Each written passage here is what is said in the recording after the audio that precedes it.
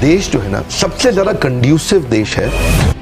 पिछले 10 साल में जितना देश बदला है उतना 100 साल में नहीं बदला होगा। आइडिया बहुत अच्छा भी हो और इरादा भी बहुत मजबूत हो तो भी चांसेस है कि आपका बिजनेस फेल हो जाए। कई बार क्या होता है, प्रोडक्ट आप ले आते हो, कस्टमर बोलता है अच्छा है लेकिन मुझको चाहिए नहीं। हम काका को सीईओ नहीं बनाते। Man power can make you super power.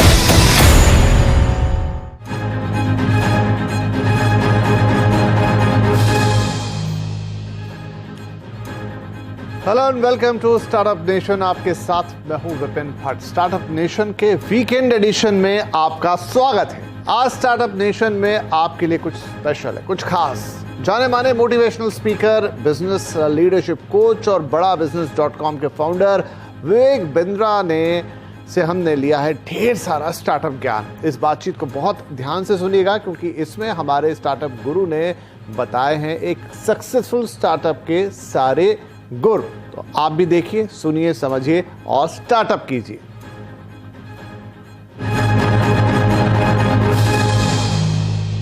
स्वागत कीजिए मेरे साथ डॉक्टर विवेक बिंद्रा का। सर बहुत स्वागत है आपका and we are really happy to have you on the startup nation. तो सबसे पहला सवाल मैं आपसे यही लेकर आता हूं कि जो इस समय देश का स्टार्टअप है या देश का यूथ है, उसके लिए अपॉर्चुनिटीज के जो रास्ते खुल गए आज, क्या वैसा कभी पहले माहौल देश में था या वैसे कभी मौके देश में थे?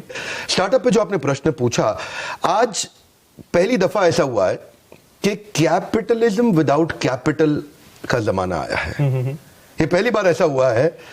और दूसरा, हमारा देश जो है ना, मैक्रो इकोनॉमिक्स जो है उसके हिसाब से सबसे ज्यादा कंड्यूसिव देश है आने वाले समय में स्टार्टअप्स को बिल्ड करने के लिए। एंटरप्रेन्योरशिप बहुत जबरदस्त है यहाँ पे। रीजनल एंटरप्रेन्योर्स हैं, उनको ग्लोबल बनना बाकी रह गया है। मॉडल्स बिल्ड करने सीख रहे हैं, थोड़े चेंजेस ला करके उसको स्केल किया जा सकता है।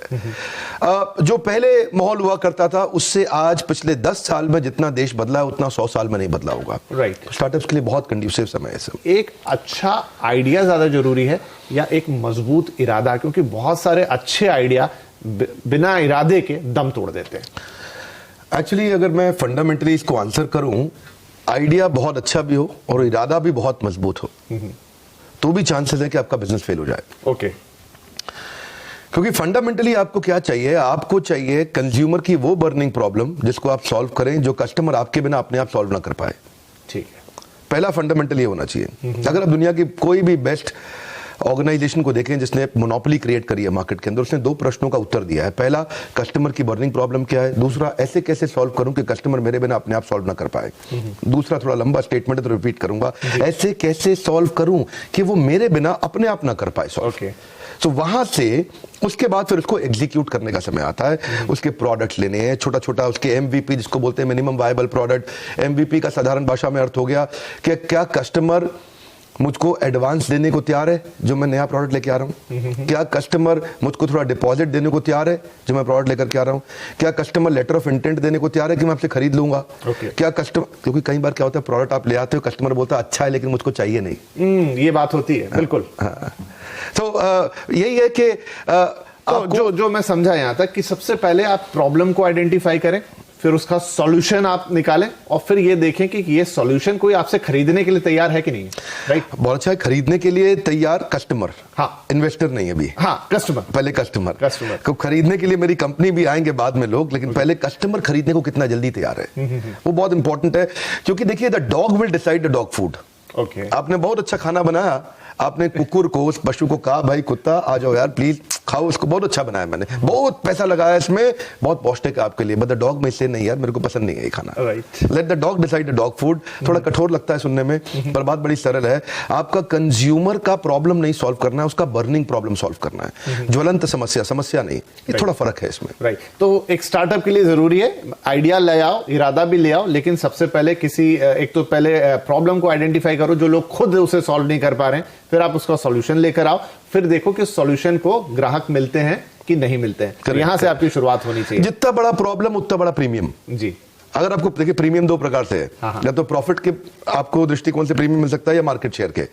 जितनी बड़ी प्रॉब्लम सॉल्व करेंगे उतना बड़ा प्रीमियम मिलेगा। इसको बोलते हैं हैसल प्रीमियम। ओके। फोकस वहीं करना है सारा। आपने तो मूवी देखी अक्षय कुमार की पैडमैन, वहां जाके अमेरिका में क्या बोला, माय कंट्री बिग प्रॉब्लम, वही है फाउंडेशन। ओके, ठीक है। तो चलिए, आप अगर स्टेज पर आ गए तो पहचानेंगे कैसे, कैसे अपने आप को वो टेस्टिंग वाटर में कैसे डालेंगे, कैसे करेंगे कि नहीं भाई ये जो मैं कर रहा हूं ये ठीक है, अब यहां से आगे बढ़ना चाहिए, वो कैसे खुद को आइडेंटिफाई कैसे करेंगे? 7-8 चीजों का ध्यान रखना पड़ता है इसमें। तो अगर कोई बिजनेस को मैं आपको लिटमस टेस्ट करना है, आपने कहा टेस्ट कैसे करें, आइडेंटिफाई कैसे करें, कैसे पहचाने, समझे कि मैं ठीक कर रहा हूं कि नहीं कर रहा। पहला, जो आप बर्निंग प्रॉब्लम सॉल्व कर रहे हैं कस्टमर की, वो सॉल्व करते वक्त कहीं आप वो तो नहीं कर रहे जो बाकी सब पहले से कर रहे थे। That's an important question, right? क्योंकि वहां से आप जब तक आपका कंज्यूमर एडवांटेज और कॉम्पिटिटिव एडवांटेज दोनों साथ साथ चलेंगे। कॉम्पिटिटिव एडवांटेज क्या है? आसपास को देख के। कंज्यूमर एडवांटेज क्या है? मेरे कस्टमर को बड़े ध्यान से देख के। तो पहला चीज तो ये है कि जो आप प्रॉब्लम सॉल्व कर रहे हैं, ऐसा नहीं कि वो आप सेम चीज कर रहे हो जो सब कर रहे थे। दूसरा, जब आप करते हैं इसको सॉल्व करते वक्त आपको ये देखना है कि क्या मेरे बिजनेस में मैं कितनी जल्दी और किस क्वांटम पे पैसा वापस रिकवर कर पाऊंगा, जो मैं बेसिक इन्वेस्टमेंट इसके अंदर करने वाला हूं, जिसमें दो चीजें हैं, एक है नेगेटिव कैश फ्लो और दूसरा नेगेटिव मार्जिन। ओके, ये दोनों को संभालना जरूरी है, क्योंकि हम ना सर्वाइवरशिप बायस में फंस जाते हैं। आप लोग के न्यूज चैनल में, अखबारों में बहुत बढ़िया बढ़िया न्यूज आती है और उसमें जो सर्वाइव किए थे ओयो, हाँ, अक्सर सक्सेस स्टोरी आती है स्टोरी, और वो स्टोरी देख करके लगता है ये तो मैं भी कर लूंगा, ये तो बहुत आसान है। वो सर्वाइवरशिप बायस है। ओके, आप उसमें पीछे 10,000 लोगों ने ट्राई किया था तो एक आगे निकला है उसमें। उसको देख करके एकदम से अपने को नेगेटिव मार्जिन और नेगेटिव कैश फ्लो वाले बिजनेस में अचानक नहीं घुसना चाहिए। ओके, तो शुरू से, because expansion without margin is committing suicide. Okay, so unless आपके पास डीप पॉकेट्स हो, तो कोई भी आपके पास इन्वेस्टर आएगा वो देखेगा पहले कि बिजनेस में कंटिन्यूटी कितनी है, तो उसको बोलेंगे रेकरिंग रेवेन्यू मॉडल। तीसरा चीज, अगर आपके बिजनेस में कंटिन्यूटी नहीं है, रेकरिंग रेवेन्यू नहीं है, कोई ऐसी चीज जो आदमी बार बार खरीदेगा। अब शेव जो है आपको रोज करनी है, आपने रोज स्टूडियो पे आना है विपिन जी, आप शेव किए बिना कैसे आएंगे? नहीं आ सकते। तो अब वो रेजर है जो उसके लिए जरूरी है, उसको रोज खरीदना है। क्या आपका प्रोडक्ट ऐसा है जो साल, 2 साल, 5 साल में एक बार लेगा, या फिर वो एक ऑप्शन है कि कंपल्शन है कस्टमर के लिए? बहुत इंपॉर्टेंट चीज है। राइट। आपका प्रोडक्ट एक ऑप्शन है कि कंपल्शन है? आपका प्रोडक्ट ऑक्सीजन है कि नहीं है? फिर इसके बाद ये देखना है जो आपकी जो मार्केटिंग कैंपेन है उसमें influencer, decider, buyer, consumer, initiator कौन कौन है, यानी कि आपका डिसीजन मेकिंग यूनिट कौन है। ऐसा ना हो कि आप जिसके साथ जिसको माल बेच रहे हो वो डिसाइडर ही ना हो, डिसाइडर उसके बिहाफ पे कोई और हो, तो पैसा ज्यादा खर्च हो जाएगा। प्रेस्टीज ने किया था अच्छा काम, एक बार मास्टर स्ट्रोक खेला था, चेस खेलता होगा जरूर, जैसे क्या बोलते हैं शय और मात, जो बीवी से करे प्यार वो प्रेस्टीज से कैसे करे इनकार। राइट, दोनों को पकड़ लिया। अभी पत्नी बोले पति को प्रेस्टीज दिलाओ, बोले नहीं तो तुम प्यार नहीं करते मुझसे। बिल्कुल। तो आपको initiator, influencer, decider, buyer, consumer सबका ध्यान रखना पड़ेगा। कंज्यूमर के फीडबैक लेने की तैयारी करनी पड़ेगी, इसको बोलते हैं इंप्रूवमेंट साइकिल। अगर आप फीडबैक की तैयारी नहीं कर रहे, क्योंकि कस्टमर सिग्नल देता है, अच्छी कंपनी, अच्छा ब्रांड प्रोडक्ट बना देता है। I'll say that one more time, क्योंकि मैं गोल्डन स्टेटमेंट दोबारा बोलता हूँ। कस्टमर सिग्नल देता है, अच्छा ब्रांड प्रोडक्ट बना देता है। जब कस्टमर सिग्नल देता है, कमजोर ब्रांड उसको इग्नोर कर देता है। कस्टमर आपसे वही मांगेगा जो कोई नहीं दे सकता, और अगर आपने वो दे दिया, हाईएस्ट हेडरूम ऑफ ग्रोथ है, क्योंकि वो खुद ही नहीं सकता। तो आपको ढक्कन खोलना पड़ेगा। अपन क्या बोलते हैं, मेरी ट्रेनिंग प्रोग्राम में बोलते हैं कि जितना ढक्कन मोटा उतना धंधा छोटा। You got to start asking the solution oriented questions. जब आप फंडिंग की तैयारी कर रहे हैं, जब आप अपने इन्वेस्टर की तरफ जा रहे हैं, तो आपको कैसे वो तैयारी करनी चाहिए ताकि आपका जो तीर है वो निशाने पे लगे जाके? बहुत अच्छा। देखिए, इन्वेस्टर के पास जाने से पहले कुछ चीजों को इंपॉर्टेंट समझना है आपको। इन्वेस्टर उस बिजनेस में इंटरेस्ट नहीं लेता जो ट्रांजैक्शनल है नेचर में।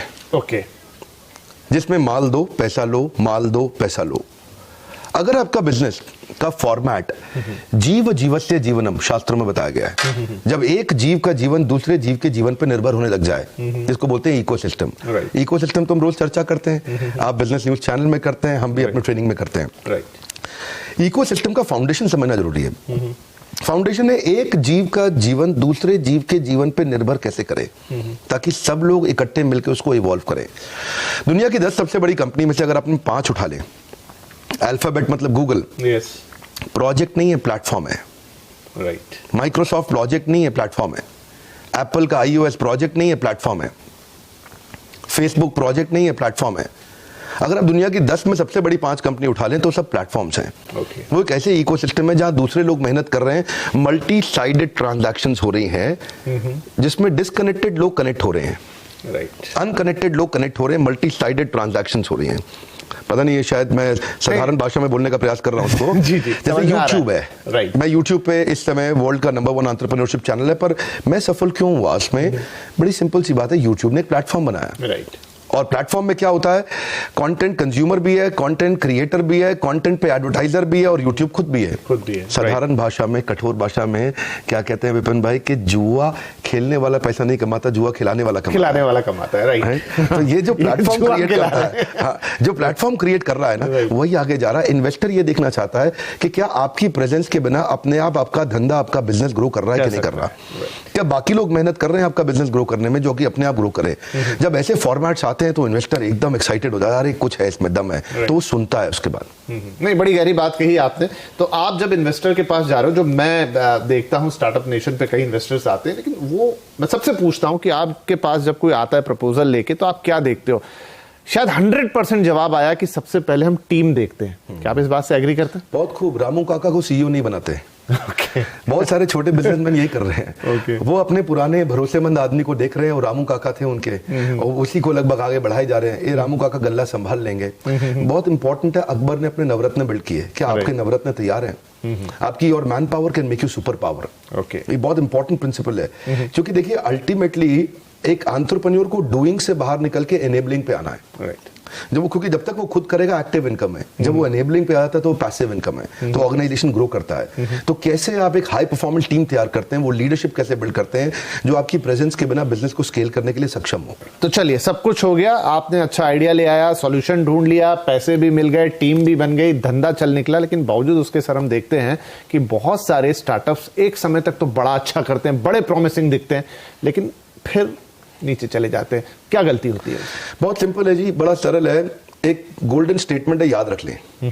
आज आपके माध्यम से चैनल पे मैं सबको कहना चाहूंगा, जिंदगी भर के लिए याद रखें, पहला प्रोडक्ट फाइनल प्रोडक्ट नहीं होता। Okay, I'll say that one more time. पहला प्रोडक्ट फाइनल प्रोडक्ट नहीं होता। हॉकी की स्टिक पहले नीचे आती है, बाद में ऊपर जाती है। जे कर्व जिसको बोलते हैं बिजनेस में, वो पहले नीचे आता है, बाद में ऊपर जाता है। कोई भी बड़ा ब्रांड जहां से शुरू हुआ था, आज वही प्रोडक्ट नहीं बेच रहा, सब इवॉल्व कर चुके हैं। कोई भी मोबाइल ऐप जो बढ़िया है, वो जो पहले आपने करी थी, उसके बाद कई नए वर्जन आ चुके हैं। इसको बोलते हैं इंप्रूवमेंट साइकिल। 3 प्रश्न चाहिए आपको, what went well, what went wrong, what could be improved. WCBI। क्या अच्छा हुआ, what went well, what went wrong, what could be improved. क्या अच्छा, देखिए दो जो अच्छा बुरा हुआ पीछे देख लिया, अभी क्या चेंज ला सकते हैं, इसको अपन बोलते हैं NNB positive, next new better. Okay, आपका ब्लड ग्रुप क्या है? मेरा बी पॉजिटिव। मेरा है NNB positive. Okay, NNB positive क्या है? Next new better. अपनी टीम को बार बार पूछना है आपस में बैठ के, आओ बैठो, ओके, अभी क्या नेक्स्ट करें, क्या न्यू करें, क्या बेटर करें, राइट। इसका मंथन करना जरूरी है। महीने में एक दिन तो आपको बैठना ही पड़ेगा कि कस्टमर के सारे टच पॉइंट्स आइडेंटिफाई कर लो। कंज्यूमर किधर किधर से फीडबैक दे रहा है, उन सबको इकट्ठा करो, और next new better, what could be improved, इस पे क्वेश्चन करो। कई बार यहीं से प्रोडक्ट बन के निकल के आएगा। प्रोडक्ट कंपटीशन को देख के नहीं बनाते, कस्टमर के सिग्नल को देख के बनाते हैं। कस्टमर क्या फीडबैक दे रहा है, फीडबैक को फीड फॉरवर्ड में कन्वर्ट करना है। Complain is a gift, catch it. Golden statement क्या है? Complain is a gift, catch it. आपको ये मानना ही पड़ेगा, आपका प्रश्न को मैं समराइज करता हूं, उत्तर को मैं, कि मानना ही पड़ेगा कि बिजनेस में प्रॉब्लम आएगी आएगी। बिजनेस फेल होएगा क्योंकि पहला प्रोडक्ट फाइनल नहीं होता। तो इसलिए पहले पायलट एक्सपेरिमेंटेशन करिए, स्केल अप नहीं करिए, बिकॉज स्केल किल्स। राइट, एकदम स्केल नहीं करना कभी भी, स्केल किल्स। एकदम पट पट पट पट बिजनेस बड़ा करें। बड़ा बिजनेस में पहले बिजनेस खड़ा करेंगे, बाद में बड़ा करेंगे। हम आपका शुक्रिया कहेंगे, बहुत बहुत शुक्रिया कि आप स्टार्टअप नेशन में आए आज हमारे स्टार्टअप गुरु बन के, और इस खास स्पेशल एपिसोड में आपने हमारी जो यंग एस्पिरेंट जनता है देश की, जो स्टार्टअप करना चाहती है, कुछ बड़ा करना चाहती है, उनको एक मजबूत इरादा दिया है। बहुत बहुत शुक्रिया हमसे बातचीत करने।